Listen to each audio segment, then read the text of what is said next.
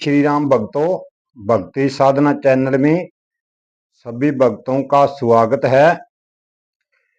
भक्तों, हम आज बात करेंगे भगवान रामचंद्र की। जब सुग्रीव की सेना लेकर भगवान श्री राम समुद्र पे पहुंचते हैं तो सभी ने उनसे कहा कि प्रभु इस समुद्र से रास्ता लिया जाए। और प्रभु ने कहा हम समुद्र देव से प्रार्थना करते हैं तो ये हमें रास्ता दे देंगे। और प्रभु 3 दिन तक समुद्र से प्रार्थना करता रहा पर समुद्र ने उनकी बात नहीं सुनी। और प्रभु ने क्रोध में आकर एकदम ब्रह्मास्त्र का प्रयोग कर दिया। और जब ब्रह्मास्त्र चलाने लगा और समुद्र देव प्रकट होकर त्राहिमाम करने लगे और क्षमा याचना करने लगे कि प्रभु मुझको प्रताड़ना क्यों करते हो। प्रताड़ना के अधिकारी ढोल गवार शूद्र पशु नारी सकल ताड़ना के अधिकारी समुद्र देव राम को कह रहे हैं कि प्रभु वो मनुष्य ताड़ने के अधिकारी होते हैं। वहां पर ढोल किसको कहा गया है? ढोल कहा गया है जो मांस मदिरा का सेवन करता है मनुष्य और अपने शरीर को पालता है ढोल की तरह, उसको ढोल कहा गया। और गवार कहा गया जो किसी शास्त्र का अध्ययन नहीं करता, शास्त्र पढ़ता नहीं और परमात्मा की प्राप्ति नहीं करता, उसको अनपढ़ गवार कहा गया। और शूद्र किसको कहा गया भक्तों? शूद्र कहा गया कामी पुरुष को, जो सदा बुराइयों में ध्यान रखता है, किसी बहन बेटियों को बुरी नजर से देखता है, उसे शूद्र कहा गया है क्योंकि वो नीच पुरुष होता है। उससे नीच और संसार में कोई पुरुष नहीं हो सकता, किसी की बहन बेटी को बुरा तकाना। और ढोल गवार शूद्र पशु नारी, और नारी जो अपने पति का कहना नहीं मानती और अपने परिवार का कहना नहीं मानती, जो भगवत प्राप्ति नहीं करती, उस नारी के बारे में कहा गया कि वो ताड़ने के अधिकारी हैं। इनको भक्तों कहा गया है वे पशु के तरह, पशु जो अर्थ इसमें लगाया गया है ढोल गवार शूद्र पशु नारी, वो पशु के समान है ऐसे बताया गया है। समुद्र देव ने कहा कि वो पशु के समान है जो ये परमात्मा को छोड़कर अन्य बुरे कर्म करते हैं।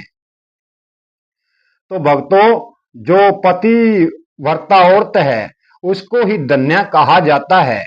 और समुद्र देव ने कहा कि यहाँ की प्रताड़ना नहीं कही गई, उन्होंने कहा जो आपका यमलोक का दरबार है वहां पर उनको ताड़ने का अधिकार है, क्योंकि वहां ही हमारे कर्मों का दंड मिलता है। समुद्र देव ने इस लोक की बात नहीं कही थी भक्तों, उस लोक की बात कही थी। और हम उल्ट उसे लगा बैठे कि ये ताड़ना के अधिकारी हैं। अपने को ताड़ने को नहीं कहा गया कि हम लोग उनको ताड़ेंगे, उनको वो परमात्मा के लोगों के अंदर जब नरक में जाते हैं वहां उन्हें प्रताड़ना मिलती है। और भक्तों, इसका अर्थ हमें अच्छी तरह निकाला हुआ है और अच्छी तरह समझ के ये बात कह रहे हैं। और फिर समुद्र ने कहा प्रभु मैं ताड़ने का अधिकारी क्यों नहीं हूं, क्योंकि मैं अपनी आपके कहने से दिशा बदल देता तो करोड़ों आदमियों का नुकसान हो जाता। क्योंकि ये समुद्र 1200 किलोमीटर के लगभग है, आपको जाने में बहुत समय लगेगा, इतने में तो पीछे टूटने पर बाढ़ आ जाएगी। जे मैं दिशा बदलूंगा तो मैं ताड़ना का अधिकारी नहीं हूं। चार वही लोग हैं जो आपका कहना नहीं मानते, वे ताड़ना के अधिकारी हैं, जो आपकी पूजा नहीं करते, आपका नाम जाप नहीं करते। और हे प्रभु, आपके वानर सेना के अंदर 2 वानर हैं, नल और नील, जिन्होंने अपने धर्मेंद्र गुरु को एक बारी बहुत सताया था। उन्होंने इन्हें श्राप दिया था। ये जब समुद्र पर बर्तन धोने के लिए जाया करते थे तो परमात्मा की बात में इतने मगन हो जाते थे कि बर्तन धोते धोते भूल जाते थे, वो बर्तन पानी के अंदर डूब जाते थे। और एक दिन ऋषि ने थोड़ा सा क्रोध आया और नल और नील को श्राप दिया कि जाओ रे दुष्टो, जो चीज तुम पानी में फेंकोगे वो पानी पर तैरने लगेगी। और समुद्र देव कहते हैं, प्रभु आप पत्थरों को ला ला कर नल और नील को दीजिए, और ये जैसे ही पानी पर पत्थर छोड़ते जाएंगे आपका पुल निर्माण हो जाएगा और आप बड़े आराम से पुल पार कर सकते हो। मेरे दिशा बदलने से बहुत ज्यादा नुकसान हो सकता है। और भगवान श्री राम ने उसकी विनती स्वीकार की।